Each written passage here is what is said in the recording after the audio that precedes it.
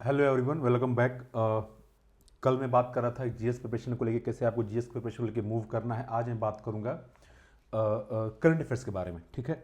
तो कल ये जो पहला हमारा क्वेश्चन था, विच जीएस सब्जेक्ट्स प्रायोरिटाइज के बारे में क्लियरली मैं आपको बता दिया था। मैंने पॉलिटी, ज्योग्राफी, इकोनॉमी, इन्वायरमेंट, इनको प्रायोरिटाइज करने की बात कहा था। और मैंने ये भी कहा था कि अगर आप साइंस एंड टेक का प्रिपरेशन, अगर आप करंट अफेयर्स की प्रिपरेशन करें तो साइंस एंड टेक का प्रिपरेशन अपने आप हो जाएगा। और जो हिस्ट्री है उसको आपको, अगर आपका प्रिपरेशन पहले से नहीं है हिस्ट्री का, तो उसको लास्ट में रखना है। हाँ, मॉडर्न हिस्ट्री आप पढ़ सकते हैं, ठीक है। तो कल मैंने ये कहा था आपको कि आपको 450 घंटे में अपना जीएस प्रिपरेशन को ऐसे स्ट्रेटजाइज करना है कि 450 घंटे में 3 बार रिवीजन हो जाए। और मैंने उसको आवर्स में डिवाइड करके बताया था कि first time, second time, third time कितना टाइम लगेगा, ठीक है। तो 450 घंटे हो सकता है 10-20 घंटे कम, 10-20 घंटे ज़्यादा किसी को लगे, बट मैक्स टू मैक्स 500 घंटे, है ना। और मैं ये अज्यूम किया था कि आप 10 घंटे पर डे दे रहे हो। अगर आपको ये लगता है, थोड़ा सा आप इनसिक्योर हो, अंडर कॉन्फिडेंट हो कि नहीं मेरा हो पाएगा नहीं हो पाएगा, तो इसको आप 12 घंटे बढ़ा दो पर डे, है ना। 12 घंटे पर डे आप कर दो। और मैं करंट अफेयर्स जो डिस्कस करूँ तो ये बताऊंगा कि एंड में कि मैं आपको कैसे हेल्प करने वाला हूँ आपके 2026 करंट अफेयर्स के प्रिपरेशन में, ठीक है। एक चीज़ और बताऊंगा ब्रॉडली कि आप अपने दिन को कैसे डिवाइड कर सकते हो, सो दैट कि आपका जो प्रिपरेशन है एक सिंक्रोनाइज्ड मैनर में मूव करे, both GS as well as current affairs, ठीक है। तो आज हम बात करेंगे करंट अफेयर्स के बारे में। करंट अफेयर्स,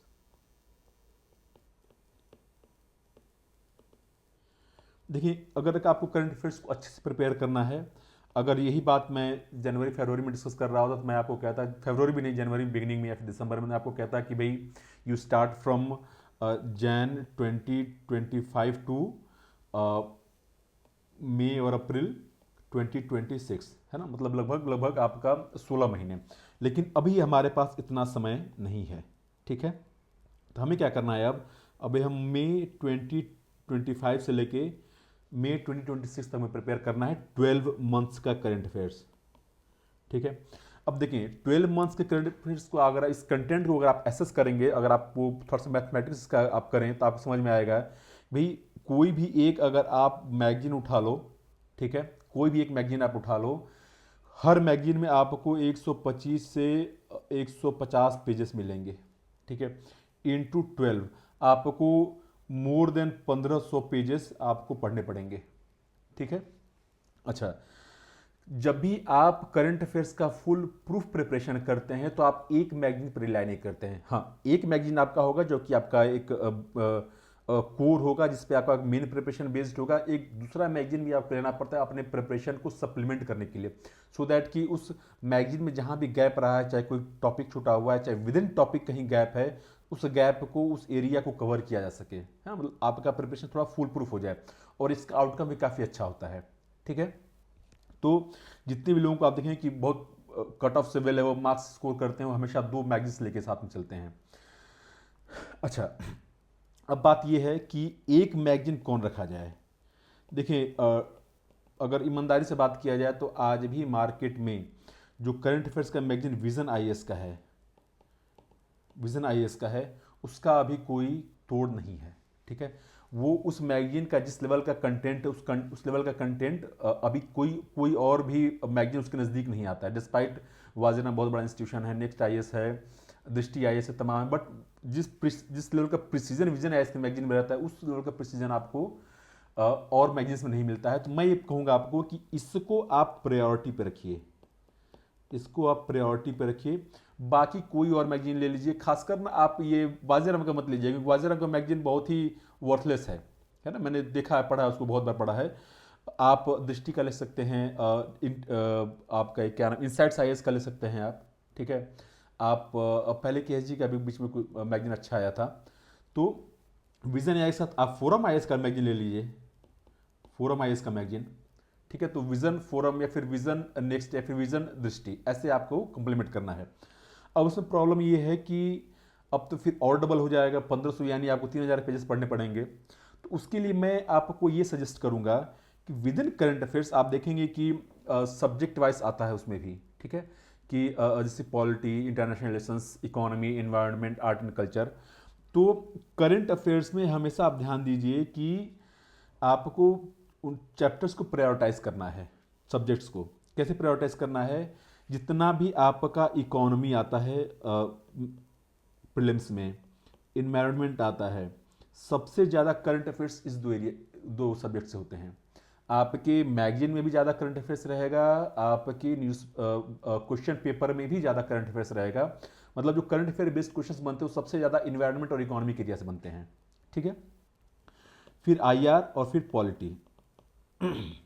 और जो सेक्शन है जैसे कि आपका सोसाइटी का सेक्शन हो सकता है।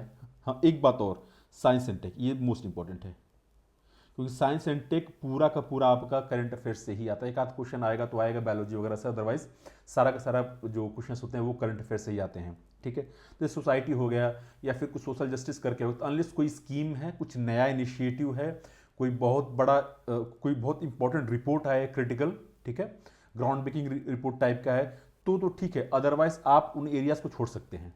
ठीक है, इसमें अगर आप देखेंगे तो इसमें जो सबसे इजी एरिया होता है वो आईआर का होता है। आईआर इतना इजी होता है कि अगर आप चलते फिरते भी आपके कान में चला जाए कि भाई हिजबुल्ला इस लेबनान से है, उस पर क्वेश्चन आएगा तो आप उसको कर लेंगे। तो आईआर के जो क्वेश्चंस होते हैं वो बहुत इजी होते हैं। अगर आपने एक बार पढ़ के दूसरी बार रिवीजन कर लिया तो उस क्वेश्चन का आसानी से अटेम्प्ट कर लेंगे।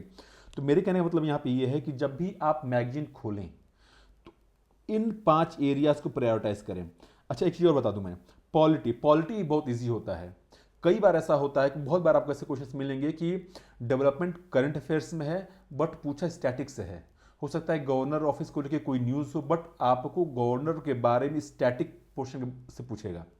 ठीक है, तो पॉलिटी में अनलेस कोई मेजर सुप्रीम कोर्ट का ऑब्जर्वेशन हो, कोई गवर्नमेंट का स्कीम हो, कुछ ऐसा हो, अदरवाइज पॉलिटी भी कंपेरेटिवली बहुत इजी है। ठीक है, तो ये दो पोर्शंस बहुत इजी हैं आपके मैगजीन से। आपको ध्यान कहाँ देना है? आपको ध्यान देना है इन 3 एरियाज में, खासकर जो आपका इकोनॉमी का है, एनवायरनमेंट का है और साइंस एंड टेक का है।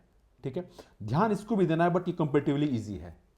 तो जब भी आप मैगजीन खोलें, ये इंडेक्स देखें पहले, और विद इन इंडेक्स जब आप इंडेक्स देखने के बाद एक बार वो पोर्शन खोलें, मान लीजिए इकोनॉमी आप देखें, इकोनॉमी का पोर्शन आपने खोलते, इकोनॉमी के टॉपिक्स देख के आपको ये पता हो जाना चाहिए कि इनमें से कौन कौन टॉपिक्स प्रीलिम्स के लिए इंपॉर्टेंट हैं।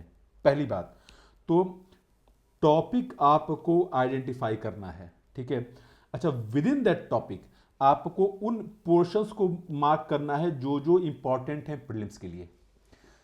क्योंकि सब टॉपिक को का मतलब अब तो खैर प्रीलिम्स मेंस का भी सेग्रीगेशन आ गया है, खासकर विजन का अगर आप देखें तो, लेकिन जो टॉपिक्स हैं जो कि 2-2 पेज में डिस्कस किए गए हैं, 1.5 पेज में डिस्कस किया है, काफ़ी लेंदी कंटेंट है, सारा कंटेंट आपको प्रीलिम्स के लिए इंपॉर्टेंट नहीं है, क्योंकि उसमें बहुत सारी चीज़ें सब्जेक्टिव होती हैं, एनालिटिकल होती हैं, कंपेरेटिव होती हैं, वो सब आपको नहीं पढ़ना है। आपको पढ़ना है क्या है, जितना प्रीलिम्स के लिए रेलिवेंट है। तो कोई भी टॉपिक आप उठाएं, अगर आप एक पेज आपके पास है, A4 शीट पेज है, तो शायद उसको 1/8 में आपका उतना कंटेंट आ जाएगा जितना एक टॉपिक से आपको प्रीलिम्स के लिए इंपॉर्टेंट है। शायद वही मैं ज़्यादा ही कह रहा हूँ। ठीक है, तो मेरे कहने का मतलब ये है कि पहले आप इंडेक्स देखें।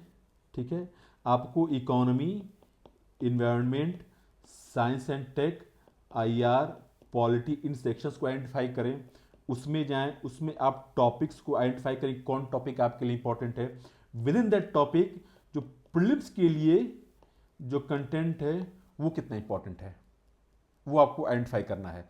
अच्छा, उसके लिए आपको एक रीडिंग लगानी पड़ेगी, है ना। एक बार रीडिंग लगा लेंगे, हाईलाइट कर अंडरलाइन कर लेंगे, या फिर अपने आप नोट्स बना लेंगे तो बहुत अच्छा होगा। ठीक है, तो उससे क्या होगा कि आपके पास एक क्रिस्प नोट्स बन जाएगा। ठीक, तो अच्छा, अब क्या करना है कि लेट से कि आपने इकोनॉमी पढ़ लिया मई 2025 का, अब सेम इकोनॉमी को आप सेकेंडरी मैगजीन से भी पढ़िए। अब देखिए कि वहाँ पे कौन कौन से टॉपिक्स नहीं है, क्योंकि बहुत सारे ओवरलैप रहेगा, ऑलमोस्ट आपका 80 to 85% टॉपिक्स मैच करेंगे। तो एक बार कर्सरी देख लीजिए कि क्या क्या इसमें छूटा हुआ है, उन चीज़ों को सप्लीमेंट कर लीजिए। मेक श्योर कि अब मैं ये आपको सजेस्ट करूंगा कि अगर आप लैपटॉप से आपका सॉफ्ट कॉपी या फिर नोट्स बनाना आपको ईजी लगता है, तो आप ये करें कि आप सॉफ्ट कॉपी डाउनलोड करें, वहाँ से कॉपी करके अपना एक वर्ड फाइल में कंटेंट को इकट्ठा करते जाए, सब्जेक्ट वाइज, टॉपिक वाइज, है ना। और उसको एक बार आप लेट्स की इकोनॉमी का आपने बना लिया, 2 पेज का नोट्स हो गया, तो उसी 2 पेज को आप दोबारा सप्लीमेंट करें सेकेंडरी मैगजीन से। तो उससे क्या होगा कि आपका सारा कंटेंट एक जगह कंसोलिडेट हो जाएगा। अब दोबारा आपको मैगजीन देखने की जरूरत नहीं पड़ेगी। क्यों? क्योंकि मैगजीन से कभी भी रिवीजन नहीं हो सकता। एक बार तो आप पढ़ने के लिए ठीक है, लेकिन आप सोचिए एग्जाम पर्पज से उतना स्पेसिफिक डायरेक्ट रिवीजन हो जाए, ऐसा नहीं होगा। ठीक है, तो जैसे मैंने आपको बताया कि आपको इन एरियाज को आइडेंटिफाई करना है और उसका नोट्स बनाना है। ठीक है, अच्छा अब थोड़ा सा मैथमेटिक्स कर लेते हैं इसमें, कि अगर आप एक मंथ का मैगजीन पढ़ते हैं, ठीक से अगर आप पढ़ते हैं डिटेल में, तो आपको 9 to 10 और आपको लगेगा। ठीक है, ये भी मैं ज़्यादा ही बोल रहा हूँ, अगर आप 8 घंटे भी कर लेंगे तो 8 घंटे में हो जाएगा, प्लस 2 घंटे में जो सेकेंडरी मैगजीन है उसका सप्लीमेंट हो जाएगा, तो आपका हो गया 10 आवर। 10 इंटू 12 आपका हो गया 120 आवर। ठीक है, लेकिन इस 120 घंटे में जितना आपने मेहनत किया है, नोट्स बनाया है, समराइज किया है, कंपाइल किया है सब्जेक्ट वाइज, टॉपिक वाइज, ये आपका डिटेल्ड मेहनत है। ठीक है, ये पहला और हार्डवर्क है आपका, मतलब कि करंट अफेयर्स में जो फर्स्ट रीडिंग आपका जो हार्डवर्क जाएगा ये काफ़ी इंपॉर्टेंट है, क्योंकि एक बार ये हो गया तो फिर आपको ज़्यादा समय नहीं लगना है। फिर तो आपके पास मुश्किल से मेरी समझ से 60 से 70 पेज का नोट्स होगा, और इस 60 से 70 पेज के नोट्स को आपको मुश्किल से 10 घंटा लगेगा एक बार पढ़ने में, है ना। तो जो मैंने आपको 150 घंटे करंट अफेयर्स के लिए दिया था, उसमें से आप लगा लें कि आपका 100 से 120 घंटे जाएगा फर्स्ट रीडिंग में, जिसमें कि नोट्स भी आप बनाएंगे। ठीक है, एक बार ये बन गया फिर तो आपका करंट अफेयर्स का प्रिपरेशन बहुत अच्छा हो जाएगा। ठीक है, उसके रिवीजन में आपको टाइम ही नहीं लगना है। इनफैक्ट जो मैंने कल आपको कहा था कि लास्ट के 10 दिन में छोड़ दे रहा हूँ, फिर भी उस लास्ट के 10 दिन में इस करंट अफेयर्स को आप 3-4 बार रिवाइज कर लेंगे। ठीक है, अच्छा तो ये बात हुई, कल मैंने बात की जीएस की, आज मैंने बात की करंट अफेयर्स की। अब मैं क्या करूंगा आपको हेल्प, अब देखिए मैं क्या करूंगा कि जैसे कि जो नेक्स्ट संडे है ना, ये 22 मार्च को है, तो मैं क्या करूंगा कि 22 मार्च संडे ऑनवर्ड्स हर संडे को 2-2 महीने का करंट अफेयर्स का जो कंटेंट है वो मैं कंपाइल करके सब्जेक्ट वाइज उसको मैं डिस्कस करूंगा।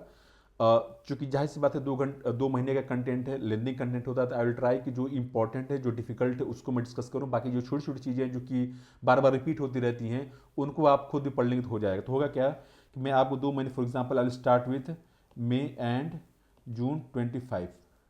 ठीक है, इन 2 महीने का कंटेंट में एक बार में डिस्कस करूंगा, तो होगा क्या कि 6 वीक में, 6 संडेज में अप्रैल एंड तक आपको सारा कंटेंट आपको रेडी हो जाएगा, है ना। तो अगर आप खुद से प्रिपेयर करना चाहते हैं बहुत अच्छी बात है, अगर आपको कहीं लगता है कि नहीं आपको दिक्कत है तो फिर I will assist you in that case. ठीक है, तो एक एक संडे को, हर एक संडे को 2 महीने का हम डिस्कस करेंगे, और उसमें आपको डिस्कशन भी मिलेगा और आपको एक पीडीएफ भी मिलेगा जिसमें कि सारा जो इंपॉर्टेंट करंट अफेयर्स है वो कंपाइल्ड एक जगह आपको मिलेगा।